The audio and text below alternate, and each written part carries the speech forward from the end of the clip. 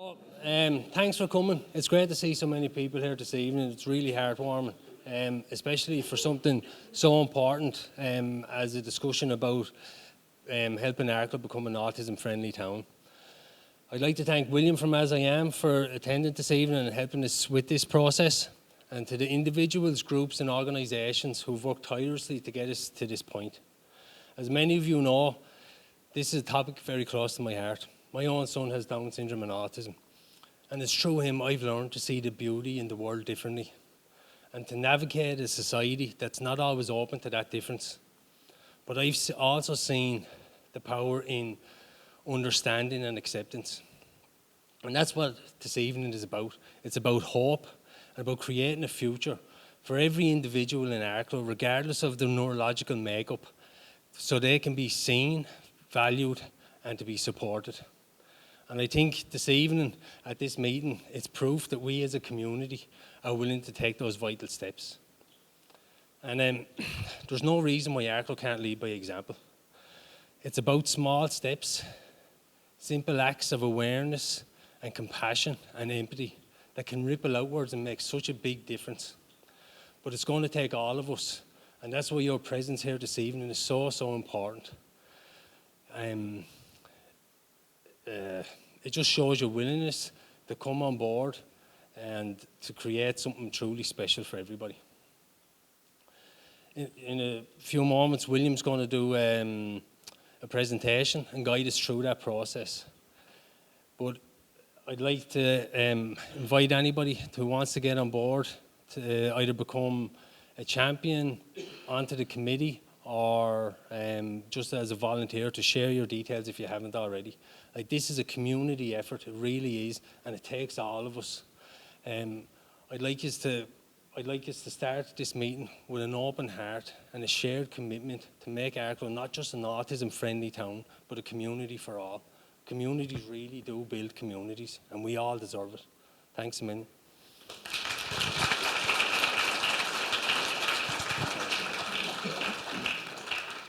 Hello, good evening, and thanks, Councillor O'Toole. And it's amazing to see such a great turnout here tonight. I always get, I suppose, slightly emotional and feel just, I suppose, proud of the organisation that I work for, As I Am, Ireland's autism charity.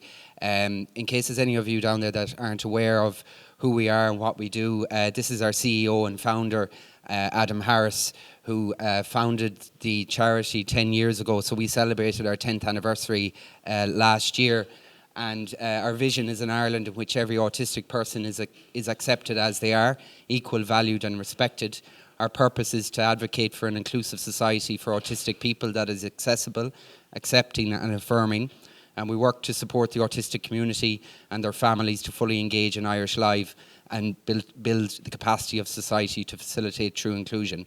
We're guided by and grounded in our living values, and we commit to perseverance, same chance and community. And I suppose when you hear that term, same chance, every year in As I Am, we publish our Same Chance report, where we conduct surveys throughout the country, sometimes with the autistic community, sometimes with the neurotypical community, sometimes with families who have autistic members in their families. And last year we found that over 90% of Irish people are either aware of autism today or know somebody who is autistic.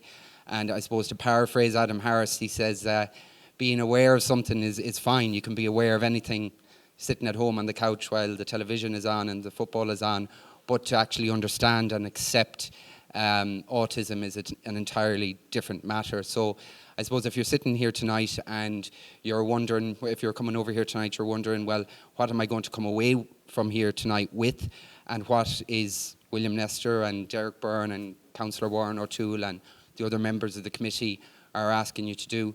We're asking you to, I suppose, number one, participate in a training piece in understanding and accepting autism, which will be at a later date after this fabulous committee here have their launch sometime in the near future. We look at having in person what we call autism-friendly champions. So what we're hoping you'll become is either an autism-friendly champion for Arklow, or perhaps you may be interested in joining the fantastic committee that's here and that's building at the moment. But when I say building, I read a fantastic piece in the Wicklow People earlier today, and I can already see that there's fantastic groundwork, foundations already being built for the autistic community, for the neurodiverse community also in Arklow.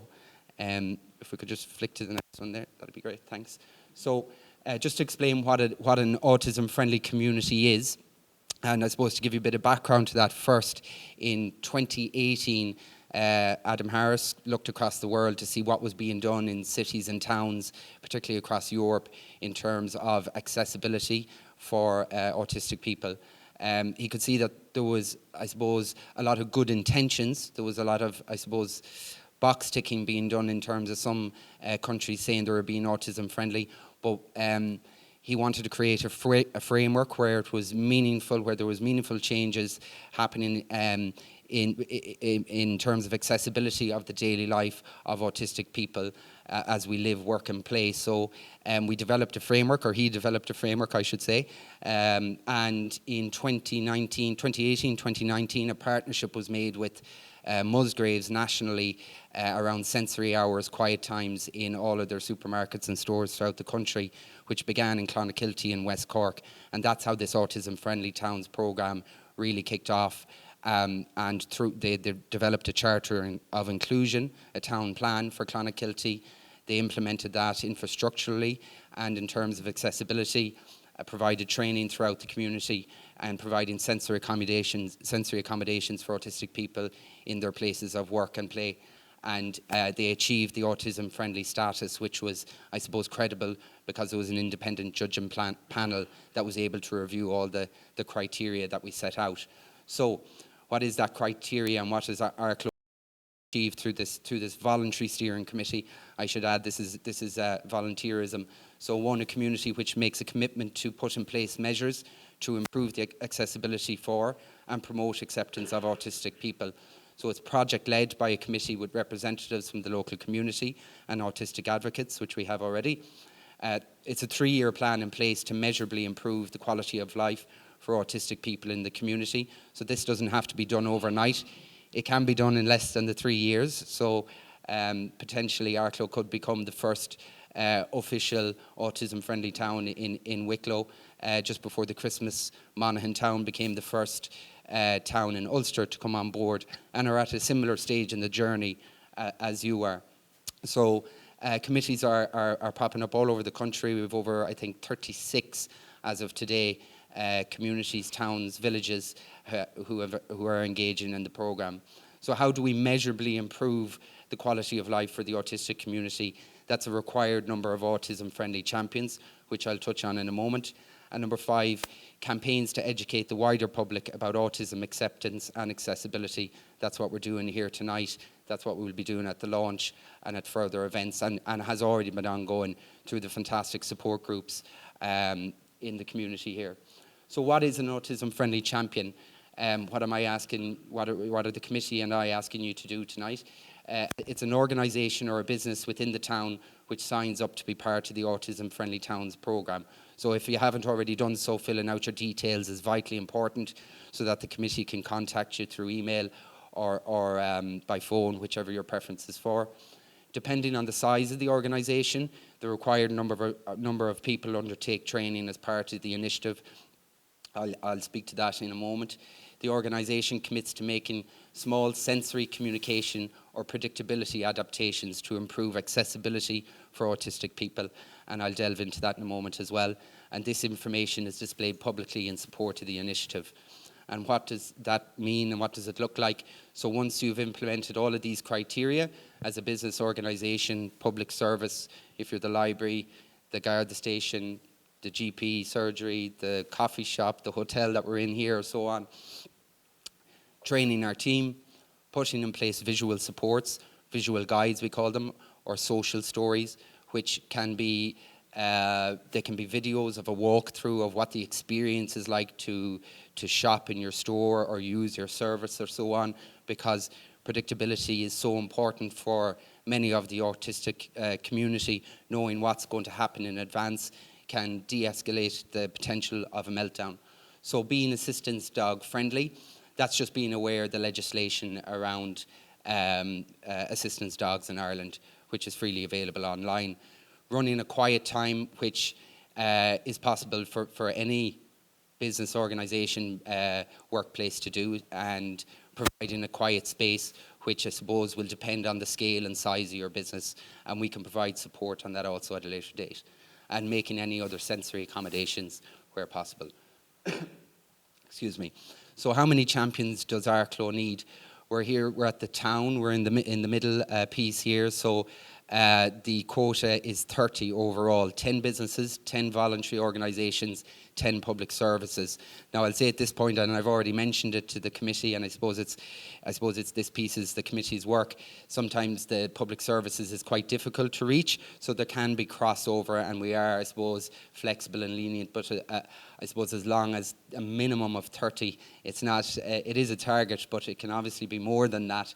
And I suppose in an ideal scenario, we'd hope that every single business organisation, club and so on would partake in the programme. I'll also say at this stage that although it's called the Autism Friendly Towns Programme, and we are the Autism Charity of Ireland, this programme and what it offers and what it does to break down the barriers to accessibility for neurodivergence is that it's also age friendly. It's also friendly towards or helpful towards people who might have hearing impediments or that English isn't their first language, because we're using visual guides and supports. And as we saw during the pandemic, I suppose probably the greatest ever example of visual supports was when those big yellow stickers were put on the floor in the shops, and we had to stand in them 2 meters apart, and nearly everybody did what they were told, but those visual supports will always be stuck in our mind, so I suppose we can't underestimate the power of visual supports and their benefits to so many people in society. So how many people do champions need to train? So if you're a manager or a business owner here tonight, you're wondering, well, what's the next steps here? So if you're a small organisation, 1 to 15 personnel, again, this is baseline. This is just absolute baseline, that 1 manager and 1 employee be trained. Now, what we'd ask with small organisations, and we'd really hope there is a large element of goodwill in this programme, so that all staff would engage in the training. The in-person training, again, which will be at a later date this year, it'll be in person, the first one, about an hour and a half, 90 minutes. If all your staff can't make it, the committee will have access to a portal where there's an online e-module training, and that'll be rolled out through the Towns Committee here, the Autism Friendly Towns Committee in Arklow, directly to the manager or business owner, and you'll be able to roll that out to your staff. But of course, like any training, it's always better to get the in-person, because you get to ask the questions, you get to get particularly questions around visual supports and guides and what would work in your place of work, and also asking questions of the advocates, of the parents, of the autistic members of the committee, and what their lived experience is like in Arklow. It's really important to get that information from them also. So as we scale up, medium organisation, 16 to 50 personnel, all managers, 1 employee per shift or area of work, and so on. It scales up. At this point, though, I'll just mention that in As I Am, we have our training team. Our training team isn't funded. Most of our programs in As I Am are funded from one avenue or another.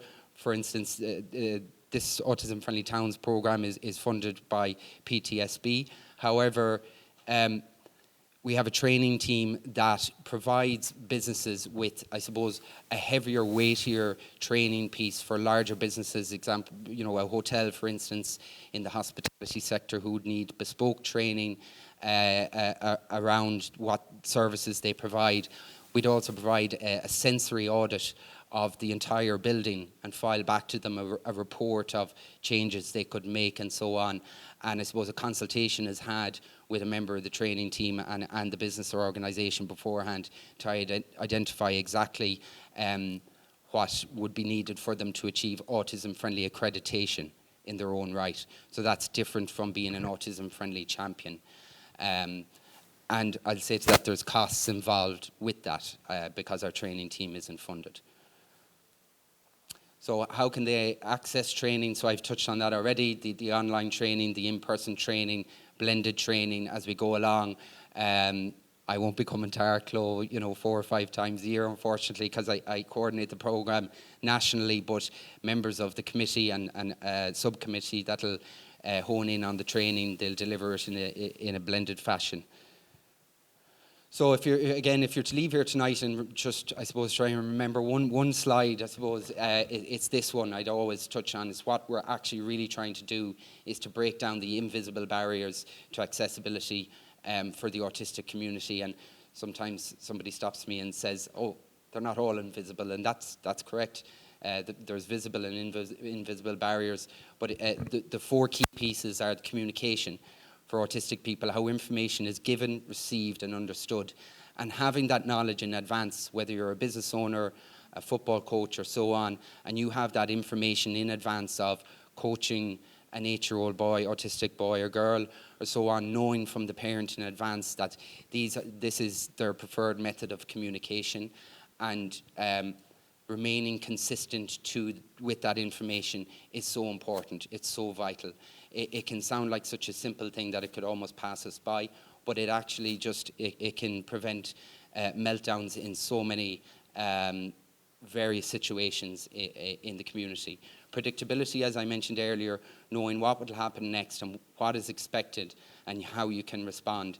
And we have the powerful tool of social media now, with Instagram and so on, that we can do walkthrough videos. I was in Ballyfermot yesterday, and the local opticians there did a 45-second walkthrough of the experience of what it's like to get your eyes tested. And the feedback they got, not just from the autistic community, but from a wide range of people, from children up to the elderly people, is that going for an experience like that, especially if it's your first time, can be very, very daunting. But to see what it's like to put your head on that machine and get the 2 little puffs of air into your eyes, again, can prevent meltdown and somebody remaining regulated through the whole experience. So sensory processing, how the environment might impact a person. So again, just to stay with that example of the opticians, they made it obvious that they had lowered their lights. There was no background music on. There was, staff were aware to be speaking at a reasonable, audible level. And I suppose, again, with the sensory processing, you can touch on the supermarket environment again. Look, it can be a battle with supermarkets, because supermarket managers and bosses, they want all the big lights on to show off their produce and so on, and whatever marketing strategies they have, they think that that's what brings us into the shops. But who doesn't like a more softer environment to go shopping, a quieter, more relaxed environment?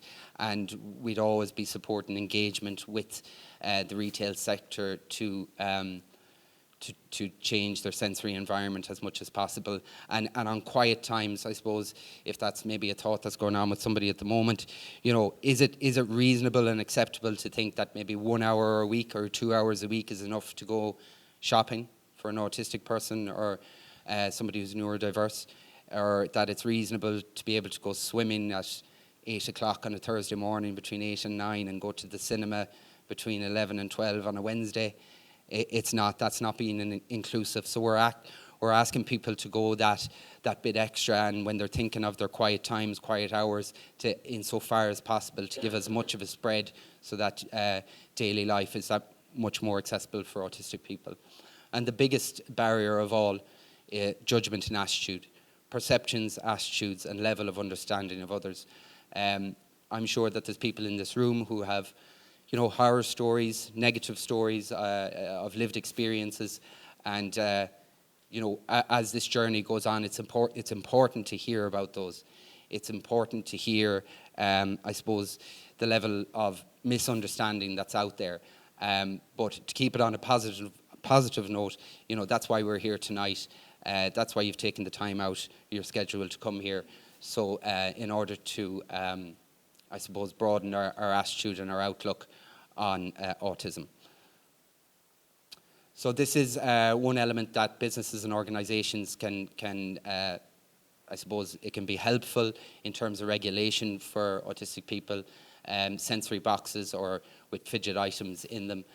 They can promote inclusion through the provision of the boxes, and they can include PPE type items which a person can use to curate their environment or self-regulate. And just on that piece, a sensory box, an average sensory box isn't a huge investment to make. You're talking on average between 25 to 40 euros for I suppose, a high quality sensory box. But an important piece on that would be getting advice from the committee, and again, I can give them guides on how to build their sensory boxes with communication cards in the box to show what each item can potentially be used for, and also that where these sensory boxes are stored or left, and if they actually are accessible and they're not just on some back shelf gathering dust, and also that they're kept hygienic is important.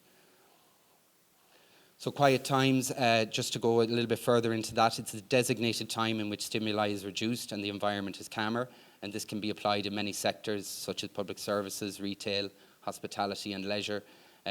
Concrete actions may include reduced queuing, an appointment service, reduced lighting, not using the tannoy, stacking shelves, turning off music. It's important to not limit accessibility measures to one time of the week. I kind of got ahead of myself there already, mentioned talking about that. A quiet time is just one action you can take, but training and other supports should be in place at all times, and consult with the community on the most suitable day and time to host such an offering. A quiet space, a simple space which provides a range of benefits to those who may need it: privacy, recovery, de-escalation, and matches their needs. Just as I mentioned earlier about, I suppose, the scale or the size of your business, and again, I was at an evening like this not so long ago, and there was a lady in the front. She owned just a corner bookstore, and she put her hand up at the end, and she was very nervous and worried, and she felt like she wasn't doing enough. And I asked her, well, tell me, what are you doing to date? And she said, well, my shop is very small, but I have a sign on my door that's saying that everybody here is welcome, and if you need extra time or assistance, please contact me directly. And I said, that sounds perfect. And she said, but what about the quiet space? It's very small. And I said, if you could describe to me what it looks like. And it was something like this in the corner of the shop. Soft lighting, comfortable chair, a little bit of privacy. That's what she could provide. And that's absolutely perfect. So she'd already met half of the criteria before she'd even undertook the training. So sometimes we're doing a lot and we don't even realize it already. Sensory alerts, again, this is something that might sound very straightforward and simple. But I suppose in our business owners, if I put myself in the shoes of a business owner or somebody who's running an organization, it can be something that we can maybe overlook or forget about. A useful action which can be taken by organisations is letting regular customers or members of the public know about significant changes to the sensory environment, such as new floor plans, paintwork or fire drills. This can be done by way of text message, updating your website or social media. And I'll just give a quick example of this. I suppose a more elderly autistic gentleman that I know had I suppose a very specific routine every day, and went down his local town every day to go to his local shop and buy his newspaper, and then go to the same cafe every day for his breakfast. And he had arrived at the doors one day and the doors were shut and there was men doing work inside and so on, and that dysregulated him. It took that away from him. He was afraid to go back to that store again. There was no signage up saying please use the side door and so on, so he was nervous of going back there again. So that just, I suppose, lessened that man's quality of life when something so simple as a sign or a text message or an email, whatever their preference is in advance. And you may be thinking, well, how do I know that in advance? And of course, a lot of that is down to building relationships and rapport with your service users or your customers in advance, and actually asking the question, how would you prefer to be communicated with? Is it by text or phone call? Some people don't like phone calls. Some people don't like emails. Some people prefer visuals. Some people prefer pictures. So it's okay to ask. And this is the As I Am Autism info line, which has been hugely successful over the last 2 years. We've reached over 10,000 calls, and I think, for example, the kind of calls we get aren't, I'm autistic and I don't know what to do, or I think I'm autistic. It's usually I'm autistic and I like to go swimming, but there's no place. Do you know any swimming pool near me that, you know, might be quieter or might have lower lights or the noise isn't so loud? So the reason I give that example is it's more than just a phone number and an email address. Behind those numbers and email address are casework managers who have a full database of everybody who's called in with experiences like that. So we're collecting all that data across the country to see where's autism friendly, where's an example of good practice that'll be able that's helpful and useful to other families, to other autistic people in the community. So you can take a screenshot of that if you like. I'll put it back up when we're finished anyway. But I think we're there now. I think we're on questions. Yeah. So does anybody have any questions? Hi. Hi, you mentioned a lot just about people making their environment, whether it be a club or a business or a public service, being available to people and being kind of accepting and knowingly making sure that the employees and there's a plan, you know, there's going to be a visual story or whatever. Can you give any suggestions of how businesses can, I suppose, share the message that they're open to employing autistic people? And we've had a business where a lot of people have been surprised when they came through the doors. It's, oh, well, I'm not sure if I can cope. And it takes a specific set of skills to be able to explain. I wonder if you have any tips for people who are putting out jobs to highlight to people that they're inclusive, rather than just saying we are inclusive. So open. Yeah, so we have an employment team in As I Am, so that works both with potential employees, or people looking for work, or members of the autistic people looking for work, and we also work with employers, with organisations across the country. I suppose so. We look at it from two lenses. One, we provide training for employers in I suppose how to provide reasonable accommodation in terms of providing interviews and so on, and also we do career clinics with members of the autistic community who want to get in touch, who might be getting prepared for work experience or a job in the community. And I think last year we connected around 240 members of the autistic community with a variety of jobs. So I'd recommend getting in touch with the employment team. Yes, yeah. Or I think their email address is employment@asiam.ie. Certainly it's Mairead@asiam.ie, so she'll love me for dropping her in it there now. Oh no, she will. I mean, they want to be contacted, of course. Anybody else? Yes, hi. I don't have a question, but I just want to commend all the stakeholders here tonight. I know all kinds of amazing here. I see Little Warriors, Councillor O'Toole. I just think I'm a principal of a primary school, and opening the autism class has been the single most enriching experience in our school in memory, and I just welcome this progression for our town because I think it's going to be fantastic. I think we're all learning, we're all on a journey, and I'm very excited about this for our town, that the children, that it's not, it shouldn't be a privilege to be included, and I just think this is a brilliant initiative, and I think it's great to see so many people here that are willing to get behind it. Thank you, fantastic. And just on the schools piece, we also have an Autism Friendly Schools programme, which is fully funded, so it's free to schools. It's full now for 2025, but applications will be open again in September. But there's lots of information on our website about it, asiam.ie. You'll get lots of information, but it's a very weighty, bespoke piece specifically for schools. So there's a whole portal and a suite of resources that goes with it. It's more than just training. Okay.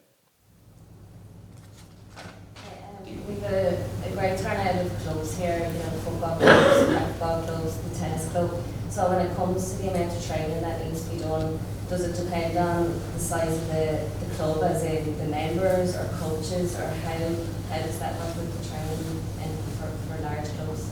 Yeah, with large sporting clubs. So by all means, come to the champion training as much as possible in person, but they can also access the online e-module. But to go, I suppose, a bit further for clubs, they could also link in with Wicklow Sports Partnership, who would have I suppose every sports partnership in every county council around the country have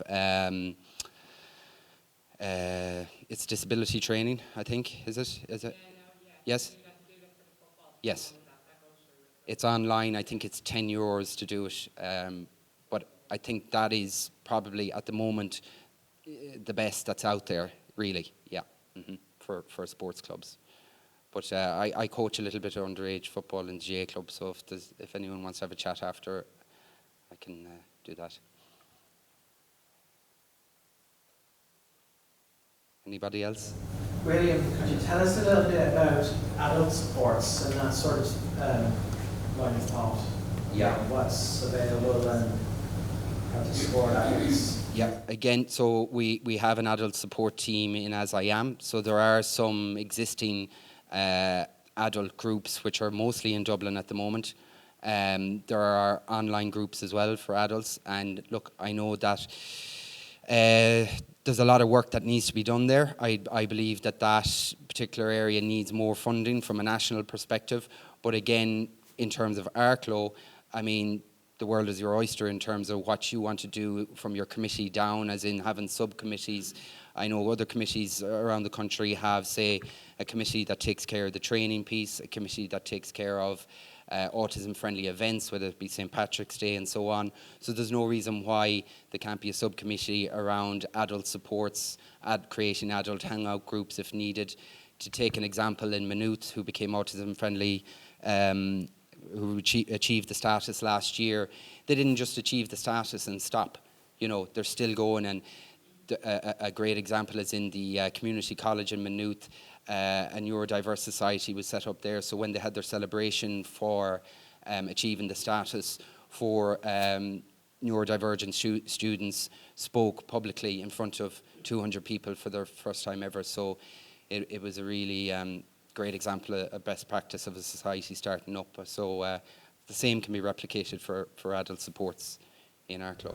Actually, just to comment on that as well, there is actually an adult social club being formed at present, and it's actually being formed through yourselves here in Arklow. It should be launched in the next couple of weeks. With Sam, is it? Oh, brilliant. Okay, that's good to know. Anybody else? Sorry, just me again. It's not a question, but just to kind of let everyone know that about the town plan that we have to submit as part of this as well. So, like, we need to all come together as a community to submit a town plan, and then we do a portfolio over the 3 years. But, you know, if anybody has any ideas or any suggestions or, you know, anything that they want to put into this town plan, you know, if you can get in touch with us, because we want to capture everybody's needs. So, yeah, just to kind of highlight that. Yeah. And you can contact anyone on the committee at all with any ideas, no matter how big or small. Just let us know, they're all welcome. And also, can I point out, we want to get it done in a year, not 3 years. Everybody's always in a hurry in Ireland. Yeah, but the town plan is great, and I suppose, you know, it can evolve as well. You know, that's the great thing about it. And in As I Am, we're not the Gestapo either, so we'll always look and see. You know, well, you've already, I suppose, formed the basis of a town plan by some of the great work that's ongoing. So it can be infrastructurally, or it can be in terms of education campaigns. It can be the great work that's going on in schools as well. All of that engagement can be factored into it. So it's not just about bricks and mortar either.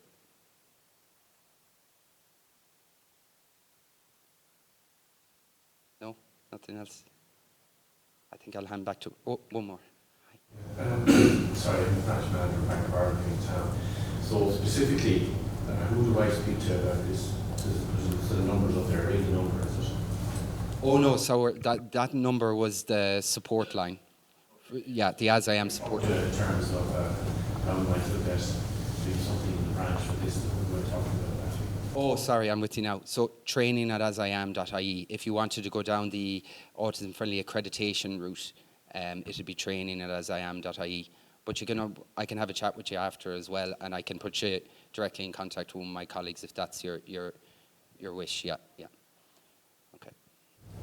Yeah. Just suggest perhaps that whoever is on the committee maybe comes up front and just introduces themselves so that people can contact them. Well, it's only kind of an interim committee, and that's why we're here today. put it out to the whole community for anyone that wants to get involved on the committee. So So if somebody's got questions, who do they contact? So, well, we're asking everyone to leave their information down below and indicate what you'd prefer to get involved with. The likes of myself, you can contact me. My details are around, same when I need it. So you can reach out to Little Warriors social media pages or email address. We'll be happy to answer any questions as well. As I said, we're putting this out to the community for anyone that thinks they have a skill set or anything that they can bring to it. This is open to everybody, and we need everybody's input. And we want to kind of get as many people on the committee, and as William was saying, so there's a core committee and then subcommittees also. So the more people that get involved, the more perspective and everything else, because the thing about autism, it's very diverse and it spans a wide range of things. So we want everybody's input. So it's important from young and old that we get everybody involved. Is that okay? So is there any other questions? Just say, I'm a director of football for a local club, Arklow United. I've worked with Special Olympics for 20 years. Now that committee is gone now, and we have kind of special needs kids on our Nippers Academy every Saturday morning, and our club would be more than welcome to get involved, you know, more than welcome, for our facilities, whatever, you know, and just putting it out there that our club would like to get on board. That's great, Nolly. And again, if you kind of indicate with the girls at the side there, 100%.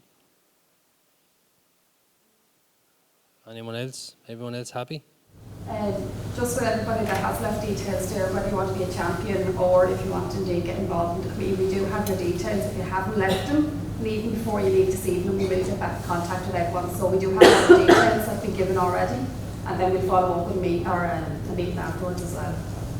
As well, there's no pressure to join a committee either. Please don't think that we're in here now going, we've trapped you in here now, we've got all your names and numbers, you're now official. That is not what we're doing. Okay, we know everyone's super busy, everyone has commitments, everyone, like myself, I've got 4 kids and they're wild. So I know it's a lot, but if you can give your time, we're going to work together as a team.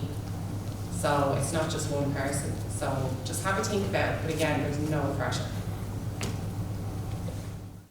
And then to just kind of follow up from that, the timescale for getting a committee together, we'll look at all the information and we'll be looking to form a committee in the next few weeks. And then a few weeks after that, we'll have a launch evening and we'll be hoping to have it back over here in the Bay Hotel. And the launch evening will be a little bit more informal, to be the different groups that have already started initiatives. So we'll be highlighting them, we'll be having chats from individuals, kind of highlighting their experiences and all that sort of stuff. So that'll be following in the next few weeks also. As Anita was saying, we're eager to be kind of getting this rolling. There has been a lot of work done over the years, but we're at a point now where we want to steam ahead with it and achieve what we want to get done. Has anyone else got anything? Or? Do you have a list of all the clubs and businesses and places that are already operating this champion? No, well, this is the first kind of initiative for this. So there's no one there that has signed up to the programme as yet. So that's why we're getting people involved at this moment. On the info line itself then, I know William was saying there's different, all different call types that come in. Would we get visibility of the call types, like the top drivers? Because if you're forming a committee, know what the calls are coming in for, would be a good intel to kind of see what we can do in the community based on the feedback coming in on the line. That was for, I don't know, we have Yeah. Do you want to just, what was that? Just on the info line, obviously there's lots of different calls that come in on that line.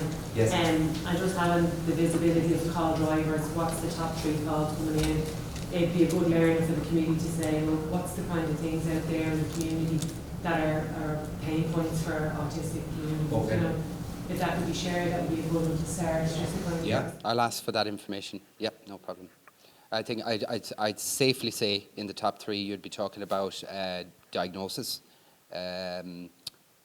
schools, and that's it, I guess. But I'll come Yeah, back. the chances are that's probably going to be the same message coming from the Arklow community. Do you know what I mean? It's Yeah. probably the same drivers. Like. Sure. Yeah. Yeah, just to let everyone know as well, like we are just at the beginning stages of setting up. We're waiting to get our official logo, but like we will have our official email address, our Facebook page, Instagram, and we're hoping to have a website as well that you'll be able to see all the champions, like that lady asked. So we'll be able to go on and see everyone who has signed up for it. So all of that is coming as well, and you know we have everybody's details. So once we have all of that officially set up, we'll send out an information. And the idea is essentially that, you know, Arklow Autism Friendly Committee is almost like a one-stop shop for the autistic community of Arklow. So that as you champions develop your visual guides or your social stories, you share them on social media, you guys reshare them, because what's the point in you creating a visual guide in your business, but that's not getting to the autistic community in Arklow. So there has to be a place to go and know that this information is there. And as I am, of course, will promote all of that great work as well. And we'll help any businesses locally in the town to create social stories and visual aids and all that. So do reach out. I know the Warriors office is amazing, how we've done that for businesses already, and we're LinkedIn. So don't be afraid to shout. We'll come down with these, and don't know if that's fair. Thank you. We'll see you all at the launch, and the boss man Adam Harris will come for that, so please come out for that. And yeah, is that okay, Warren? Thanks.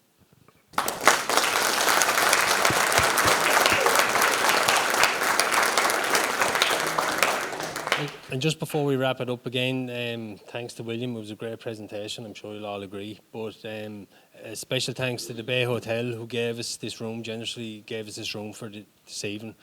But a real special thanks to all of you, because without yous involved, this isn't going to work. And I see a lot of parents, I see business owners and all that sort, but it's all of us together. And it's easy to see that we all want the same goal. And with a community like this, we'll definitely achieve it. So really, thank you all. Thanks, man.